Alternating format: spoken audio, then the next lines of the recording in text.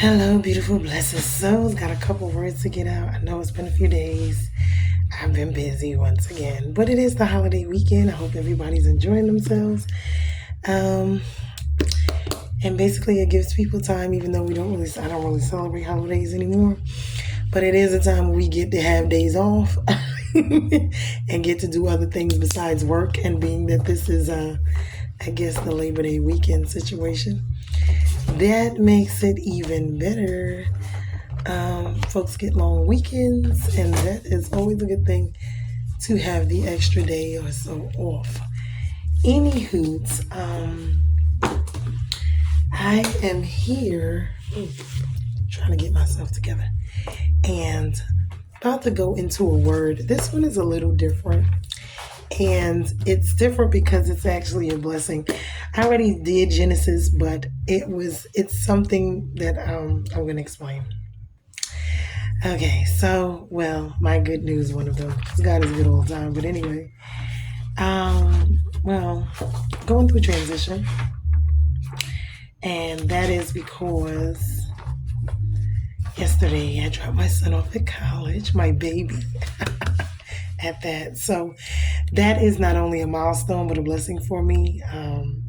I have 4 children and a grandson. So, my other 3 have been out of the nest for some time. My oldest son will be 30 this year. He's the one with the son. And my grandson will be 7. And my twins are 23, a girl and boy. And my baby just turned 19 and he's just off to college. So that was a great achievement for me. Also because I'm finally an empty nester. So I'm transitioning with him along with myself. And this is about beginnings, about transitioning, about new starts. And we have them all the time, whether it's a job, whether it's a career change, whether opening up a new business, whether, getting married, having children, whatever it is, we're always with new beginnings, middles, endings. We're always transitioning, changing, doing different things. And it is so funny because my first day, which is today, waking up in the house by myself, me and my husband been separated for some time now. So all the kids are gone and it's just me. Never thinking that this time would come where it would just be just me by myself. But now that it is so different. And went through a lot of emotions, even dropping him off. I know we were going through the whole spiel, but just remembering from when I had him, and everything. And then his dad has been deceased since he was 7, since 2012. So it really was, a lot for me with that. And then now, every time he has a milestone, remembering his dad, remembering, him loving to be here or if he could have been here. So it's just a lot of different things that I have been reflecting on. And when I got up this morning to pray, and I was looking at the daily Bible verse, the first thing that popped out at me was the verse of the day. And I was like, Lord, you are so good, because it's Genesis 1:1. Genesis 1:1 is, in the beginning, God created the heavens and the earth. And then the second part is, the earth was without form or void, and darkness was over the face of the deep, and the Spirit of God was hovering over the face of the waters. See, now this is the beginnings. And when I saw this, I was like, wow. I was like, Lord, thank you, because it's just me and him. And just want to get into it because, this is a time for me to reflect. It's a time for me to heal. It's a time for me to unpack my baggage finally for myself. It's a time for me to deal with me and not have to worry, not necessarily, but finally I have time to deal with me, my issues, my problems, my wants, find myself, get to know myself again, grow in every aspect, mentally, emotionally, physically, financially, spiritually, just for myself. I've been a mother for 30 years. I'll be 45. So I've been a mother since I was 15 years old. That's more than half my life. So in all actuality, this is something, not having to really day to day worry about anybody but me. People don't know what that is, to have someone to take care of for 30 years. Those of us who do know, once that is gone, it's a transition. It's not just, it's something you mourn, it's a loss, but then it's a bittersweet kind of situation, because moving forward and thinking about this sacrifice, and I don't believe as women, honestly, especially that we're appreciated enough, loved enough. I think a lot of times we're taken for granted, and the job of motherhood is, yes, the fathers, I do get the fathers are as well, and they're just as important.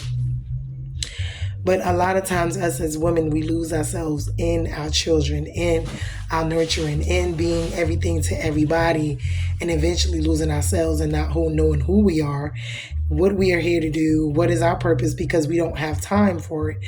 Our, thing is to be everything to everyone else.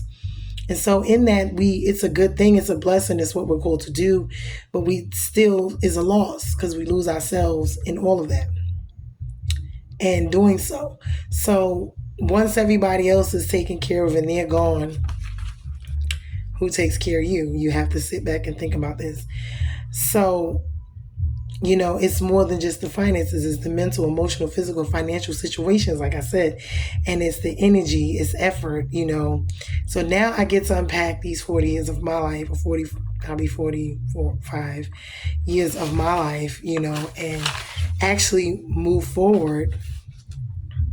And sometimes you get angry, sometimes you get bitter, sometimes you have unforgiveness, sometimes, it's just things that you need to focus on for yourself, your healing, your hurt, your everything, and unpack the baggage that was your life that you had before, and, sift through it, do what you need to do, take what you need, get rid of the rest, heal, and move forward. And not, like I said, being able to know you again, learn you, what you like, what you don't like, who you are, especially now in Christ, and love you, being everything for you now, putting yourself and your own needs first, because you've been sacrificed all this time. You don't know how to do that. You've been on the back burner. You've always had to be last. And so no matter what, because it seems like sometimes, I would say, we put so much out there and we, don't really get all of it back or get it back. I'm going to say it like that, to the extent that we need it, because we pour. But then who pours for us? You see what I'm saying? If we don't have a companion, the kids are there, but then they grow up and they leave.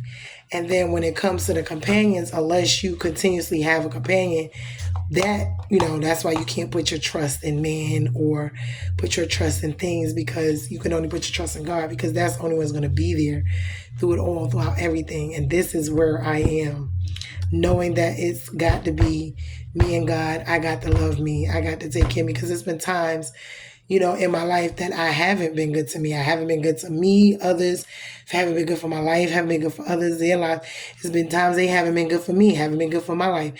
And now it's time to unpack it, unravel it, deal with it, because you put it to the side. You don't have time to deal with it, and really deal with you, And this is my new journey. And it's a journey that I'm calling back to have, or not even back to, because I got to reinvent and know who I am and what I want out of life, where I want to go and think and, do now, in life, just for me. So here we go. I just, wanted to share that, because us women, honey, it's something, because no matter what you do or you don't do, sometimes you never just did it all the way right. And then somebody always got a complaint. You wasn't pretty enough. You wasn't fat enough, shapely enough. You wasn't the best looking. You didn't have the most money. You didn't have the best body. You didn't say and do the right things. You didn't cook the best. You didn't have sex the best. Whatever it was, it's like, there's always a critic. So I know the other day someone posted on my page, and I was surprised, especially who it was. And he was like, oh, I had a bonnet. I think it was the night that I was trying to catch up, and I had a bonnet and my little tank top, on. And he was like, I wasn't dressed appropriate for minister. And I'm like, these people running around here half naked, a bonnet and just for me to just come. I don't think God is really worried about necessarily my clothing like that. I'm not going to say like that because technically speaking, when they were in the garden, they were naked per se. But I don't really think he's going to really be like, oh, well, I think that's just, we're supposed to be appropriate. Don't get me wrong. But I just don't feel like it was just to that extent. But anyway, everyone is entitled to their opinions. They say you're never really nothing until somebody dislikes you or whatever, because that's the first sign of it. But I hope that this message is gonna help somebody, because I was just sitting here thinking about that this morning. I was praying, asking God, where are we going from here? Like, what are we doing? What's the plan? And we're gonna eat together. We're gonna do this together because it's just me and you. So we got to figure this thing out. And basically, I'm safe within his arms, and he told me he got me, and it's just me and him, and whatever that entails, this adventure, this new chapter in my life. He told me I'm still not too old, because you'll be too old, you'll be too fat. You know how that goes. So, I mean, just the knowing that God loves me just for who I am, just the way I am, is really, I don't have to be all that I'm not. I don't have to pretend all my life, because that's what a lot of times we do when we're putting all these different characters and people in us to just please everyone else and be everything to everyone else and not be ourselves. Don't say this, don't do that, don't do this, don't do that. Just putting on that mask, I call it.